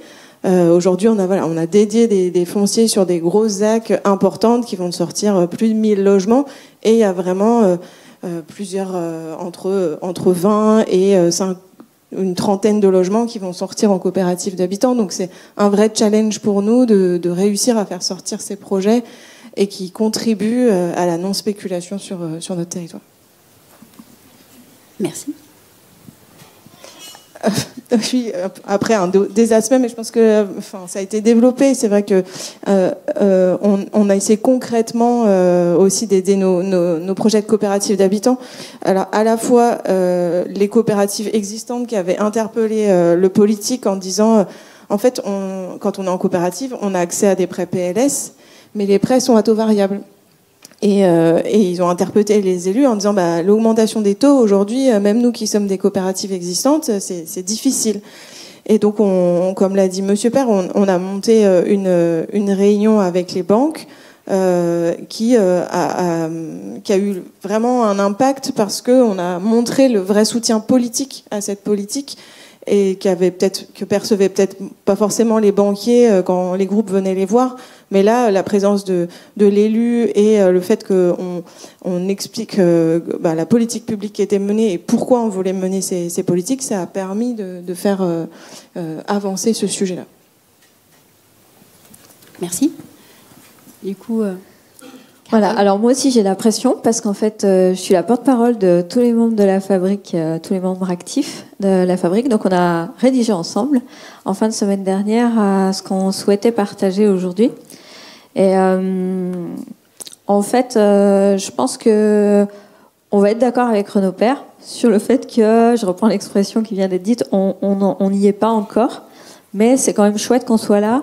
Depuis les dernières RNHP, où on a, dans ce mouvement de volonté politique, créé, à la demande de la métropole, créé donc la fabrique pour être cette forme de guichet unique qui soutient l'émergence des projets d'habitat participatif. Donc en fait, je porte les espoirs d'aujourd'hui de la fabrique pour peut-être se retrouver dans, je ne sais pas trop quelle date dire, dans quelques années, en disant ça y est, on y est et ça roule super bien et on fait de l'habitat participatif. C'était l'expression comme quand on met des chaussettes, je crois. Voilà. Donc nos vœux sont là. Donc je les ai structurés selon un petit peu ce que Marine avait présenté tout à l'heure. Donc il y avait aussi une demande de structurer sur le temps du projet, le début, la construction du projet et le suivi. Ensuite, une fois que le projet est dans les lieux, donc j'ai structuré un peu aussi comme ça toutes les idées qu'on avait collectées dans la fabrique. Donc il y a une chose qui est sur l'émergence et qui est sur la programmation de l'habitat participatif. Donc l'idée, c'était que l'habitat participatif est bien prévu et pensé en amont. Les collectivités travaillent de concert avec les experts de la participation citoyenne, et des montages de projets d'habitat participatif sont pensés 10 ans avant même le fléchage du foncier. Donc l'avis des experts de la participation citoyenne sont pris en compte pour la conceptualisation de ZAC, d'écoquartiers, et pour les rédactions de contrats pour le renouvellement urbain. Donc on sait que ça commence un petit peu dans cette direction, mais on veut que ça continue dans cette direction. Notre parole d'expert est sollicitée par la collectivité, ses acteurs, les aménageurs, les architectes et les urbanistes, par exemple. Et également sur la programmation, l'idée c'est d'anticiper pour permettre de communiquer vraiment en amont aux habitants les opportunités qui leur seront offertes. Donc ça donne vraiment un espace pour faire émerger, sensibiliser. Et après, ça permet au groupe de se constituer et s'organiser pour répondre. Donc il y a des territoires qui portaient des appels à manifestation d'intérêt. Aujourd'hui à Lyon, on essaye de voir pour faire autrement. On verra si l'expérience donne un bon exemple dans quelques temps. Voilà. Ensuite, il y a un élément qui nous paraissait important aussi, c'est la coordination, parce qu'en fait, ça c'était dit aussi par Alain Young, la coordination c'est essentiel, donc nous on se disait que ce serait bien qu'on ait un point technique tous les 6 mois, on a été concret dans nos vœux, donc à la fois avec les élus et les techniciens, pour pas que du coup il y ait une transmission peut-être des uns aux autres et puis qui finalement se dissout. Donc on voulait qu'il y ait des points techniques comme ça, vraiment avec toutes les parties prenantes, pour identifier les freins, les leviers, les actions à mener pour rendre les projets opérationnels et suivre les actes qui permettent d'avancer. Voilà. L'idée, c'est qu'il y ait vraiment une remontée des observations du terrain, mais en vraie transparence auprès des élus et des techniciens, pour qu'il n'y ait pas de difficulté de compréhension. Voilà. Et là, j'ajoutais que également, ce serait bien d'avoir les bailleurs sociaux en fait dans cette boucle, parce qu'ils sont des acteurs essentiels. Justement, si on veut faire de l'habitat participatif pour toutes et tous, comme c'est la demande à la fois de Renaud Père, mais qui est totalement la nôtre dans la fabrique de l'habitat participatif. On veut vraiment faire de l'habitat participatif pour tous les profils. Donc pour ça, on a besoin, entre autres, des opérateurs qui s'engagent, et pour qu'ils s'engagent, il faut peut-être qu'ils soient auprès finalement de la parole des élus, les apports des techniciens qui connaissent les difficultés et des experts que nous sommes à la fabrique de l'habitat participatif sur la participation citoyenne, et nous sommes auprès des habitants et nous portons leur parole. Voilà. Ensuite, sur le volet financier, effectivement, qui était dit, qui était très important, nous avons donc dans notre rêve tous les moyens financiers. Donc, on n'a pas chiffré, on n'a pas osé aller jusque-là, pour présenter l'habitat participatif dans tous les territoires de manière adaptée selon les besoins. Donc, il y a certains outils qui peuvent être utiles. Donc, on peut les financer, c'est formidable. Et on a le temps qui est aussi disponible pour aller faire des actions sur le terrain, dans les centres sociaux, voilà. Oui. Ouais, voilà. J'en profite un peu, j'ai mon élu qui est venu jusqu'à moi alors que je me déplace, et avec toute la fabrique on est là, donc merci Ron Lepère d'être là, avec Charlotte aussi. Ensuite, voilà. J'ai bientôt fini ma liste au Père Noël. Donc sur la phase de soutien pendant la phase de montage, effectivement, donc nous on a inventé une banque de l'habitat participatif qui octroie des prêts sur 80 ans, voilà, et à taux réduit et à taux fixe aussi, parce que voilà, c'est plus sûr. Voilà, et la collectivité bien sûr se porte garant des prêts. Tout est possible. Voilà, on est rêveurs. On avait préparé, on avait parlé de Rob Hopkins. Voilà. Et grâce à notre partenariat avec la collectivité, nous avons accès à des prêts à taux zéro pour compléter les fonds propres et engager les projets, donc les fonds propres de nos structures qui sont dans la fabrique de l'habitat participatif. Et enfin, les coopératives d'habitants et les sociétés d'habitat participatif ont les mêmes moyens financiers. Donc là, c'est ce qui était indiqué, que du coup, les projets d'habitat participatif aient accès aux droits communs, comme on dit, pour que finalement, on fasse l'habitat participatif tout naturellement, quoi. On a accès aux mêmes subventions, aux exonérations de taxes foncières et à la TVA à 10%. Et on a accès au bail emphytéotique systématiquement pour porter le foncier et faciliter les groupes. Et les groupes sont rassurés sur ce point-là. Et le démembrement de la propriété s'est démocratisé. C'est vrai qu'on n'a pas parlé des OFS, mais à Lyon, il y a vraiment eu une prise en marche de cet outil qui a été proposé par la loi. Et donc maintenant, c'est tout à fait fonctionnel. Et les espaces communs, attention, n'oublions pas, les espaces communs sont cofinancés par la collectivité. Voilà.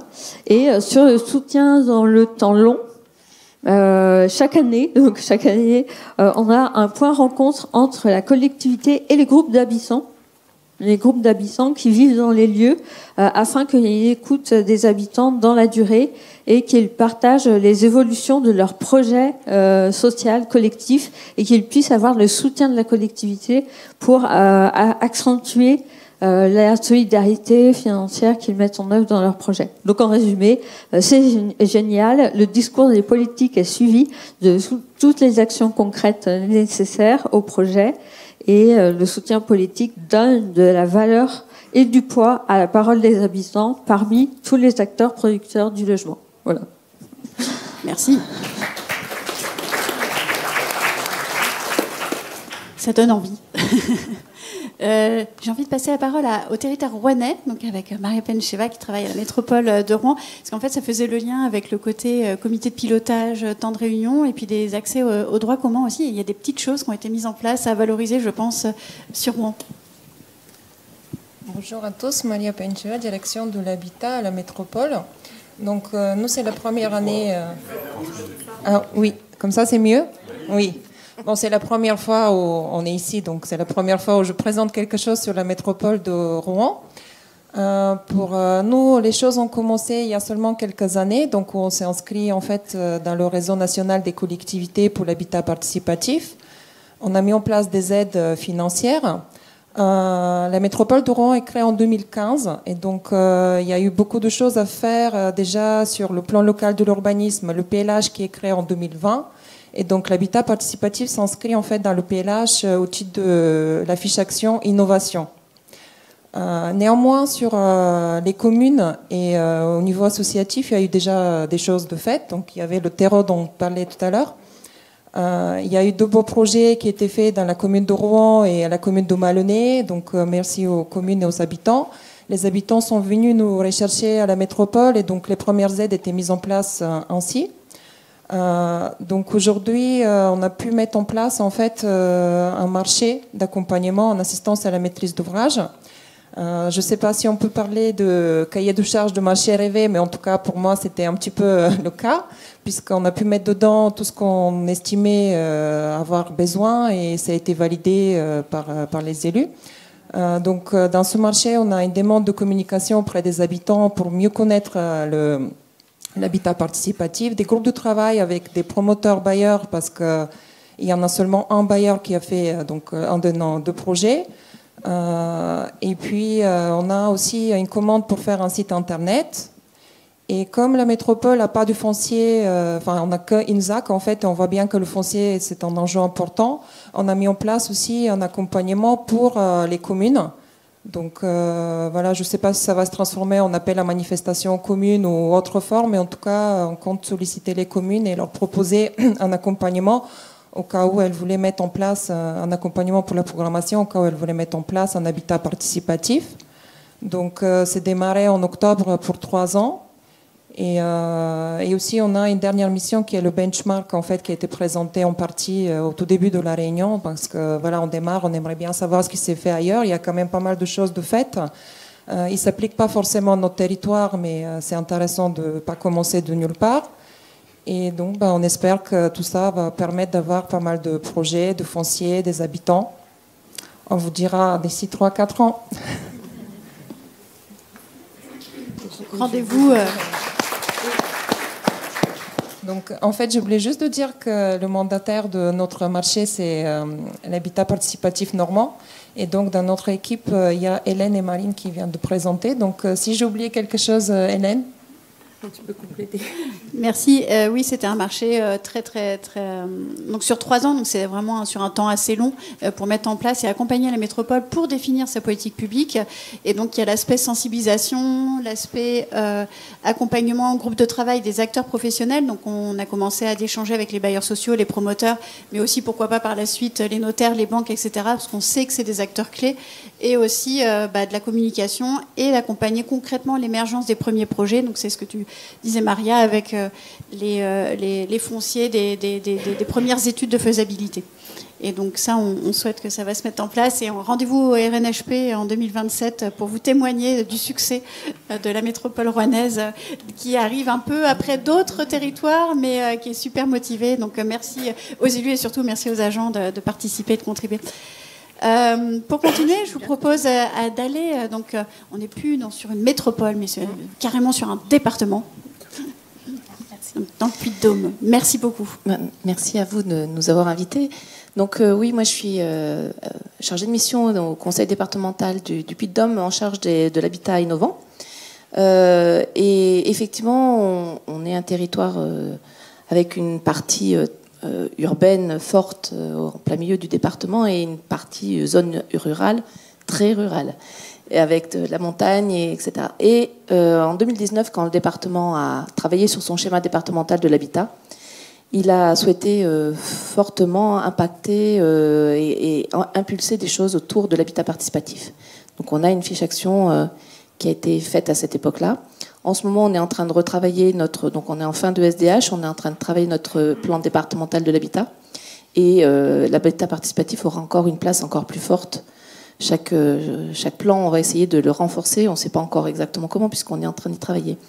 Toujours est-il qu'en 2019, on a commencé à mettre en place un certain nombre d'actions, en particulier des soutiens financiers aux projets d'habitat participatif, parce qu'il n'y en avait pas. Et on se rendait bien compte que pour les porteurs de projets privés, c'était très compliqué d'obtenir des financements. Les banques, c'est compliqué.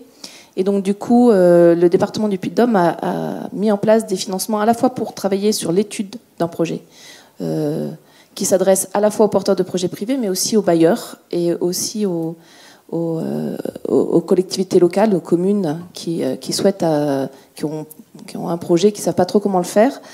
On peut financer des études, ça permet à la fois de consolider le projet, de vérifier sa viabilité, parce qu'il y a des projets qui ne sont pas forcément viables. Entre autres, pour les groupes, c'est très important de vérifier cette question-là. La question du foncier, la question des travaux, du projet urbain, mais aussi du fonctionnement du collectif. C'est-à-dire que ce n'est pas toujours si simple que ça pour un collectif de se monter, et il faut avoir une ingénierie, une aide extérieure. Donc, les études peuvent financer ça, mais aussi en production. Et du coup, on finance aussi donc la construction ou la rénovation, mais aussi en autoconstruction. Ce qui est assez rare. Je ne sais pas s'il y a d'autres collectivités qui font, mais je pense qu'il n'y en a pas tant que ça, en autoconstruction, parce qu'on se rend bien compte que dans les collectifs, il y a aussi des porteurs de projets qui ont des vraies ressources internes. Certes, il faut un certain nombre de garanties dont on s'assure quand même pour que les gens ne se mettent pas en danger dans leurs biens. Mais en tous les cas, il y a des compétences dans les collectifs qu'il faut qu'on valorise. Ça permet de baisser le coût pour sortir les projets, plutôt que d'avoir des travaux de rénovation qui sont mirobolants. Du coup, là, en autoconstruction, on arrive à avoir des choses très intéressantes. Et du coup, ça fait qu'en milieu rural, on a vraiment beaucoup de porteurs de projets qui se développent et qui se développent encore plus, puisque je passerai la main tout à l'heure à Alain. Mais le département en 2019 a aussi financé une association qui était existante depuis très longtemps sur le département, qui s'appelle Habiter Autrement Auvergne, et qui était faite que de bénévoles, donc du temps un peu difficile. Et nous, on a souhaité vraiment la professionnaliser, faire en sorte que cette association, elle puisse accompagner les collectifs, accompagner les communes, mais aussi accompagner les bailleurs sociaux. Et donc du coup, depuis, je pense, 3 ans à peu près, 2-3 ans, on finance depuis 3 ans, on finance Habiter Autrement en Auvergne, et on voit tout de suite la plus-value, c'est-à-dire que le temps qui est passé auprès des collectifs, auprès des communes, on voit un certain nombre de choses. Donc je passerai la main tout à l'heure à Alain qui expliquera un peu ce qu'il fait. Mais voilà, enfin, ça c'est les grandes lignes de la politique habitat du département en matière d'habitat participatif. Mais ce que je tenais à souligner, c'est qu'effectivement là, nous aujourd'hui, on est un peu en panne sur les projets urbains, parce qu'il faut qu'on arrive à travailler un peu plus avec les bailleurs sociaux, qu'on arrive à travailler sur du BRS. Aujourd'hui, c'est pas le cas. On n'a pas délégataire des aides à la pierre, donc on a aussi une panne là-dessus. Bon, ça fera partie du prochain PDH et on espère que ça va nous aider à attirer d'autres projets. Par contre, vraiment, ce qui est intéressant, et si jamais un jour ça vous intéresse de venir dans le Puy-de-Dôme, il y a vraiment des projets d'habitat participatif en milieu rural qui sont super intéressants et qui apportent aussi, pour une commune, c'est super important parce que on a une dynamique locale. Le collectif en habitat participatif, c'est pas forcément tous les citoyens qui s'engagent dans l'habitat participatif. Ils ont une énergie et ils ont aussi envie de faire des choses. Donc on a aussi couplé aux habitats participatifs des cafés, des jardins partagés, des ressourceries ou même plein d'autres objets qui sont très interactifs et qui permettent aussi au quartier ou à la commune ou au lieu-dit de développer quelque chose. Donc cette énergie-là, elle est une énergie citoyenne qui est aussi au service de la communauté plus locale, de la commune ou de l'interco. Et ça, je pense qu'il faut vraiment en avoir conscience. Et je pense que s'il y a des sujets sur lesquels il faut qu'on aille quand on est une commune ou une interco, c'est vraiment d'aller regarder ce qui se passe en habitat participatif parce que ça permet de redynamiser un centre-bourg. On voit très bien des écoles qui ont besoin d'enfants pour rester en vie. Et puis aussi toute la partie commerciale ou artisanale. Enfin bon, il y a un certain nombre de sujets qui sont super intéressants et qui se développent aussi en milieu rural. Ça évite un peu de la désertification, c'est pas mal. Donc voilà pour le Puy-de-Dôme. Et je te laisse la main, Alain, pour expliquer un peu ce que tu fais. Merci. Merci Marie-Cécile. En premier lieu, ce que je voudrais souligner, c'est quand même la singularité, parce qu'effectivement, c'est le seul département à notre connaissance en France qui a une politique publique en direction de l'habitat participatif et de manière très étendue. Enfin, peut-être que Mathieu Jeanbrun pourrait juste dire un mot du département de l'Ille-et-Vilaine en matière d'accompagnement. Voilà. Enfin, un des rares, alors je dirais. Et quand même, pour nous donner un peu d'espoir, c'est que cette politique-là, en fait, elle existe, comme le disait Marie-Cécile, depuis quelques années, et elle a perduré malgré une alternance au niveau du Conseil général. Donc pour se dire qu'on peut quand même s'inscrire dans des temps un peu plus longs, et je crois que c'est important de le mentionner aujourd'hui. Moi, mon intervention, elle va essentiellement porter, mais peut-être sur un point qui n'a pas été beaucoup développé, mais qui a commencé à introduire Marie-Cécile, c'est sur la ruralité en fait. Non pas qu'on n'ait pas des enjeux sur les milieux urbains, mais ce que l'on voit nous se développer, c'est effectivement des habitats participatifs en milieu rural.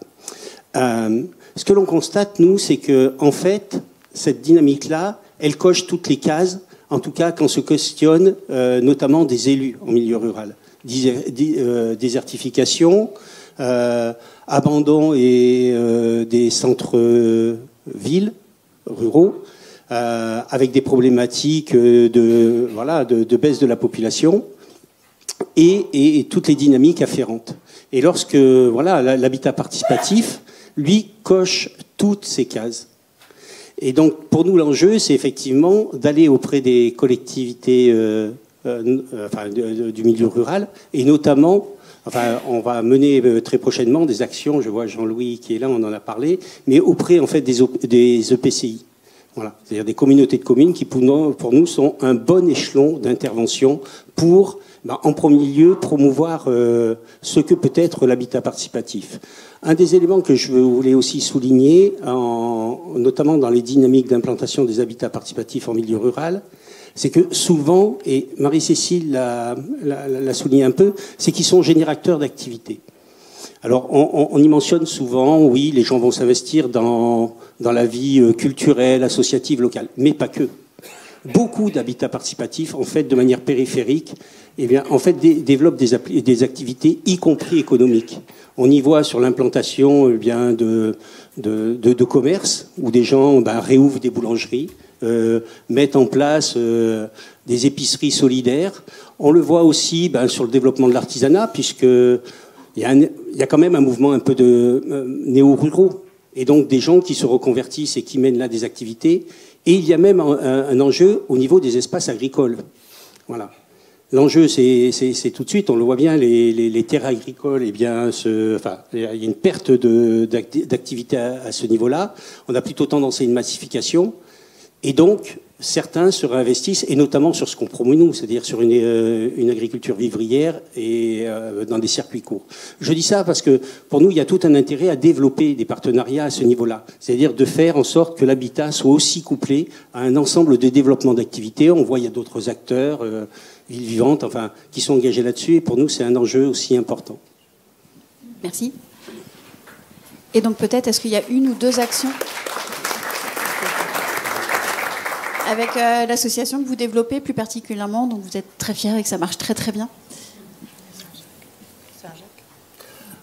Alors, tout de suite, ça va contredire un peu mon discours précédent, mais c'est vrai que on n'est pas dans des configurations où des métropoles sont très engagées. Et c'est vrai que là, on a une opération, alors elle se situe en milieu urbain tout de suite, où on a réussi à convaincre effectivement la collectivité, à travers un programme de renouvellement urbain, d'attribuer une parcelle à l'habitat participatif en plein cœur d'un quartier de rénovation en rue. Pour nous, ça c'est une victoire. Le challenge après, ça sera de pouvoir le mettre en œuvre avec quand même un point singulier. On le sait, la politique de l'ANRU, c'est la mixité sociale. Ça a été mentionné ici, pour ne pas le dire, mais enfin une forme de gentrification des quartiers. Or, nous, ce que l'on constate, c'est qu'il y a des gens des quartiers qui souhaitent habiter sur place et qui souhaitent, comme un ensemble de la population ici, accéder à la propriété. Et donc, pour nous, tout l'enjeu, ça sera effectivement de convaincre la collectivité que peut-être il faut qu'elle fasse un pas de côté par rapport à ses ambitions initiales d'un quartier qui viendrait, je crois que c'est Aurore qui dit ça, se bourgeoisiser. C'est son expression, c'est une des habitantes investies. Et bien voilà, pour nous, tout l'enjeu, ça sera bien effectivement de faire valoir cette dimension-là. Voilà. Merci. Ça fait la transition autopromo. Juste après, à 11h, il y a la projection d'un film sur un projet en quartier QPV où les habitants voulaient rester dans leur quartier, justement. C'est bien la preuve. Alors, on va passer à la suite. Est-ce que Nantes, Strasbourg? Allez, allons à Nantes. Donc on revient en milieu plutôt urbain. Et je ne vais pas revenir, il y a déjà beaucoup de choses qui ont été dites et que comme d'autres métropoles, on tend à mettre en place sur notre territoire, sachant donc sur le territoire de Nantes, comme on a pu l'évoquer pour Lyon ou pour Rennes, préalablement à la politique publique en faveur de l'habitat participatif qui a été entériné dans les documents d'urbanisme et notamment le plan local de l'habitat, il préexistait sur le territoire un réseau associatif qui était déjà assez fort, avec des projets qui avaient débuté depuis plusieurs dizaines d'années. Donc la politique publique a été mise en place en s'appuyant aussi sur un terreau existant, une dynamique notamment associative locale qui était déjà bien à l'œuvre. Et donc ça c'est assez important parce que si on va sur le volet de l'émergence de projets, je vais directement sur les idées qui ont bien marché, je ne reviens pas sur tout ce qui a déjà été dit, mais ça a vraiment favorisé donc, le développement de davantage de projets. Pour ce qui est un petit peu les outils ou les méthodes, dans tous les cas, qui nous ont bien aidés sur la phase d'émergence côté collectivité, on est passé par la mise en œuvre d'un appel à manifestation d'intérêt sur le territoire, alors qui n'est pas un outil parfait, mais qui a eu la vertu quand même de venir identifier des fonciers en accord avec les aménageurs du territoire, avec certaines communes du territoire. Donc le premier a été lancé en 2016, un deuxième a été lancé l'année dernière. Et du coup, donc, la première chose, c'est que ça vient sanctuariser des fonciers pour l'habitat participatif. La deuxième, c'est que ça permet d'ouvrir un dialogue entre techniciens et même avec les élus, avec les personnes qui travaillent chez les aménageurs, avec les techniciens des villes, avec les élus des villes, puisque bien entendu, il est nécessaire que les élus des collectivités soient partie prenante. Et du coup, ça a permis de vraiment diffuser de l'habitat participatif et diffuser un socle commun d'informations relatif à l'habitat participatif à l'ensemble de ces acteurs. Donc là récemment en plus on a doublé ça avec des petits modules de formation et des visites de site à l'attention de tous ces partenaires là qui a bien aidé à faire émerger ces projets. Par ailleurs, donc ça c'est plutôt sur le volet professionnel. Après sur le volet aussi appui aux citoyens, l'objectif pour notre métropole, c'est bien sûr de pouvoir accompagner les groupes qui se montent en autopromotion, et là-dessus on a encore du chemin à faire parce que ça nécessiterait d'être bien plus soutenu par notre collectivité. Mais toujours est-il que l'enjeu aussi de Nantes Métropole, ça a été de réussir à faire émerger des projets qui incluent une mixité de profils et que la mixité sociale en termes de logement se retranscrive aussi dans les profils des habitants. Et donc là-dessus, on a un financement, comme d'autres collectivités, auprès d'associations. Nous, en l'occurrence, c'est l'association de l'éco-habitant, qui est le relais d'HPF sur le territoire, donc qui appuie complètement cette dynamique-là par le biais de permanence, par l'animation de formation. Et puis, on travaille aussi en lien avec la Maison de l'Habitant, qui est une émanation, en fait, une structure qui est financée par Nantes Métropole, et qui a vocation à vraiment être en interface directe avec les habitants sur toutes les questions du logement. Alors, on a une représentante ici qui pourrait l'expliquer bien mieux que moi, mais du coup, donc l'idée, c'est d'apporter des informations sur plusieurs volets, donc de l'accompagnement juridique, sur les questions des aides énergétiques, sur les questions du logement social, et également sur l'habitat participatif. Et donc, avec la Maison de l'Habitant et l'association de l'éco-habitant, sont organisés des mensuels dédiés à l'habitat participatif, qui tous les mois du coup permet de diffuser de l'information au grand public sur ce sujet-là. Et donc ce qu'on voit, c'est que dans tous les cas, ça permet d'essaimer aussi auprès de personnes qui n'y avaient pas forcément pensé de prime abord. Et on organise par ailleurs aussi des rencontres locales sous forme de bourse à projet et également en fait de tables rondes qui permettent également de travailler avec les différents acteurs du territoire. Et en fait, ça me permet de boucler peut-être sur un dernier point qui a été un petit peu abordé, mais qui est la question aussi de la fédération des acteurs du territoire, pas seulement associatifs, mais aussi des acteurs professionnels. Grâce aux différents AMI qui ont été menés, aujourd'hui, on a un peu plus d'une vingtaine d'opérations qui sont livrées ou en cours sur le territoire, portées par des opérateurs des maîtrises d'ouvrage professionnels. Et ce qui est assez intéressant aujourd'hui, c'est justement d'observer donc la quasi-totalité des bailleurs et coopératives sociales du territoire ont au moins été impliqués dans une opération. Donc ça permet que tous ces acteurs-là en fait se saisissent aussi du sujet. Ça fait évoluer les pratiques en interne. Et donc là-dessus, nous, le bailleur Nantes Métropole Habitat a pu s'exprimer hier. Et donc ça, c'est quand même assez important parce que ce qu'on voit, c'est que des projets en autopromotion, c'est essentiel. Mais nous, sur notre territoire, ce qu'on a vu, c'est que le fait que ce soit parfois porté par des opérateurs professionnels, ça aide aussi l'implication de personnes qui n'ont pas forcément les épaules, le temps pour s'impliquer en autopromotion directement. Et donc en fait justement le fait que cette dynamique existe, nous au niveau de Nantes Métropole, on essaye aussi de faire qu'elle se fédère, qu'elle se diffuse. Et donc ça c'est par le biais des rencontres locales qui permet donc à tous ces acteurs d'échanger entre eux. Et on a essayé d'organiser aussi des échanges à l'initiative de Nantes Métropole entre acteurs professionnels pour justement qu'il y ait un échange de bonnes pratiques et qu'on essaie d'aller vers une généralisation plus importante de l'habitat participatif qui finalement, à notre sens, n'est plutôt qu'une modalité de mise en œuvre de projet indépendamment en fait de la programmation de logement. Voilà. Merci. Et pour terminer, nous allons à Strasbourg. Oui, je vais essayer de faire vite puisque c'est déjà l'heure de la récré. En tout cas, à Strasbourg, je pense que on a une vraie identité liée à l'habitat participatif. C'est quelque chose qui existe depuis maintenant une vingtaine d'années sur Strasbourg, qui est aussi lié à la proximité avec l'Allemagne, où il y a eu de premiers projets d'habitat participatif qui ont pu nous inspirer localement sur Strasbourg, avec la proximité de Tübingen, de Fribourg également. Ce qui a pu donner l'envie ensuite à des collectifs d'habitants de se structurer sur Strasbourg et de en fait eux-mêmes solliciter la collectivité pour faire de l'habitat participatif et que la collectivité se mobilise sur ces questions-là. Donc depuis, on a pu construire une vraie coopération avec l'association donc Écoquartier Strasbourg, avec qui on travaille très régulièrement sur ces questions-là. C'est quelque chose, c'est le premier point sur lequel je voulais insister, c'est cette coopération entre collectivités publiques et associations.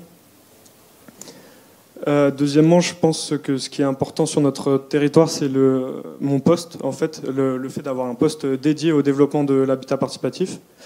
En l'occurrence, c'est un demi-poste puisque je suis aussi chargé de la coordination du réseau des collectivités, mais voilà, avoir une ingénierie dédiée, c'est quelque chose, je pense, de vraiment important pour en fait pouvoir se mobiliser en interne pour notamment flécher des fonciers justement pour pouvoir se battre comparativement à d'autres projets qui pourraient se faire pour que ces fonciers-là soient fléchés vers de l'habitat participatif et pas autre chose.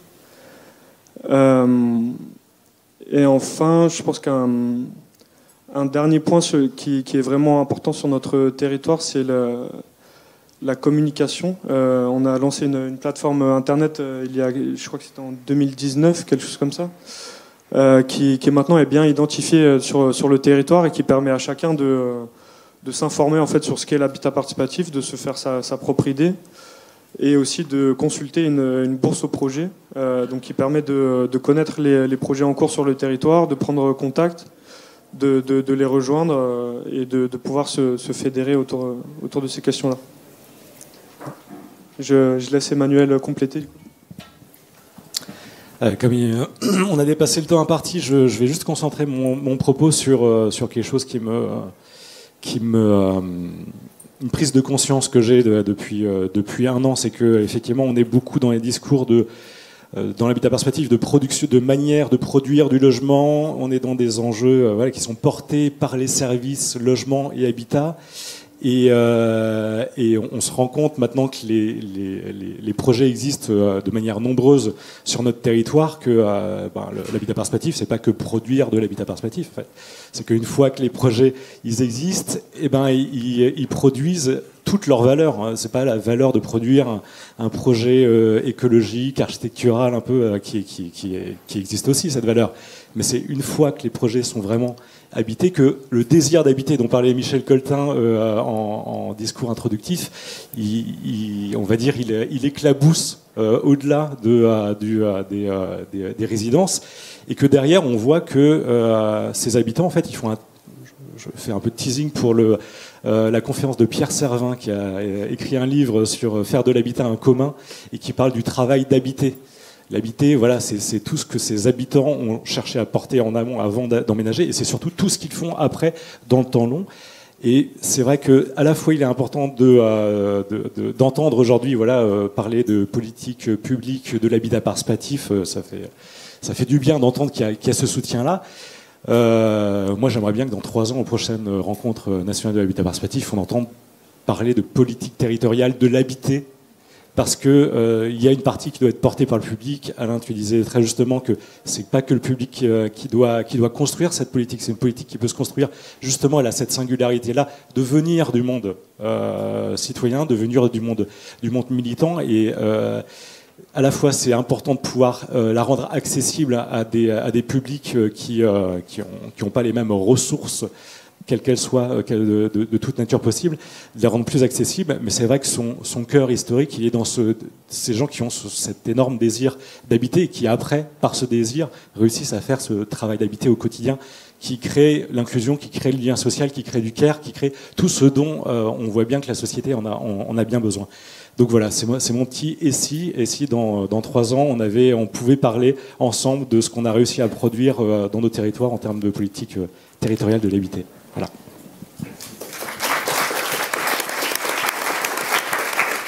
Merci Emmanuel. On a débordé un tout petit peu, alors on peut, je ne sais pas jusqu'à quand, on peut tirer un tout petit peu pour écouter 1 ou 2 questions. Il y a 36, donc peut-être une question ou 2. Non, on est obligé d'y aller. Donc juste pour terminer, pour conclure. Pardon ? Oui ? Il n'y a personne qui va le rappeler. Je suis Matthijs Vermuijs, je suis conseiller adjoint au maire à La Haye, Den Haag. Et j'aimerais bien qu'il y ait le temps pour participer aussi avec le public. Nous avons 20 minutes pour demander des questions et pour répondre. C'est dommage, ce n'est pas le cas. Malheureusement, ouais, effectivement, c'était trop court. Le finance pour le salle commun. Madame Samuel a dit qu'il y a une finance pour le salle commun. En Hollande, nous avons 5 000 € par logement pour le salle en commun. Donc, je voudrais savoir quelle fonction a la métropole de Lyon et de Nantes. Donc, quel territoire finance les espaces communs? C'est ça? C'est quel oui. Les 3 métropoles. Donc, est-ce que sur Lyon, il y a un financement des espaces communs en ce moment? Non, pas Non, c'est mon vœu, c'est mon vœu. C'est dans l'espoir. C'est mon vœu parce que c'est toujours un sujet, alors que c'est le cœur de l'habitat participatif. Et du coup, on aimerait bien qu'il y ait des modalités renouvelables, comme ce que vous dites. Donc, si vous pouvez amener vos. Juste aussi, pardon.